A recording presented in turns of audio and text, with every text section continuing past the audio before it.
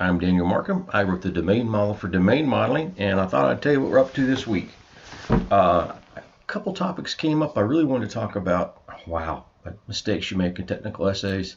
Since I've made approximately 40 bazillion technical mistakes, I decided that was just too broad a subject, which is kind of odd for me because I'm going to take on about anything. And instead, I started thinking about chains, and I reserve the right to make corny names. This will be called Chain, Chain of Rules. There's also a sing-along if you guys know karaoke. We see chains everywhere. And by chains, I mean a possibly endless sequence of behaviors and structures. Anybody that's done, programmed in streams, has used a chain of data coming in, circular buffers, Markov chains, neural synapses. I mean, just the places we see these sequences of possibly branching things that are related to one another, linked lists. It's just wow, it's all over the place. And just like TDD and some other computer concepts, it has some application at that boundary between sort of finding problems and solving them that we do in technology. I mean, we'll even see that in movies and stories, and the streams are everywhere. Okay, so the three streams right now that I want to talk about are trust chains. I read the book called Culture Code about a month ago. Most excellent book. If you're interested in building teams and establishing trust, this is the book. I listened to the audio version. I imagine that the printed one's just as good. But one of the things he talks about is this thing you do with where you establish trust through a series of interactions that seem rather trivial, and then you use that trust that you've established later on in tough problems. They're called trust chains.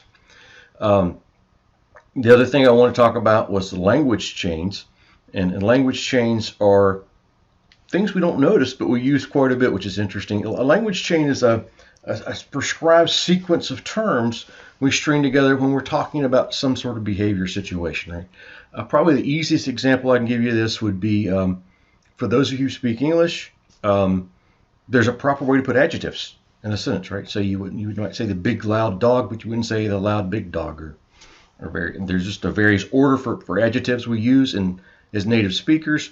You have to learn that if you're learning English as a foreign speaker. So adjective order is one of the examples of sort of language chains. What you'll also find once you get into what we're talking, the deeper topic about analysis and solving problems, is that people will use the same terms in a sequence to describe a type of problem they're having or a type of solution they're implementing in code. Language chains, very powerful stuff, and it's good that you know that they exist and identify them. Finally, I think, at least for now, is learning itself. And learning, I'm going to define as sort of observing a series of sort of states and behaviors in various combinations, and then being able to predict a state based on what you've seen so far. That is related to Markov chains and a bunch of other Bayesian frequency stuff. It's all in there, but learning is slightly different because learning, for humans at least, also involves language, which is its own form of chain. So it sort of ended up sort of a chain of chains. I don't know if there's a song called Chain of Chains. If there is, I will sing it for. No, I'm not singing it for you, but that's sort of the advanced topic.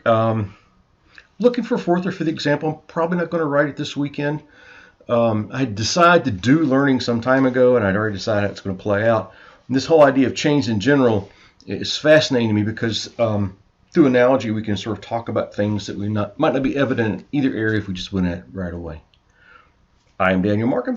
I will see you on the internet. And behave yourselves.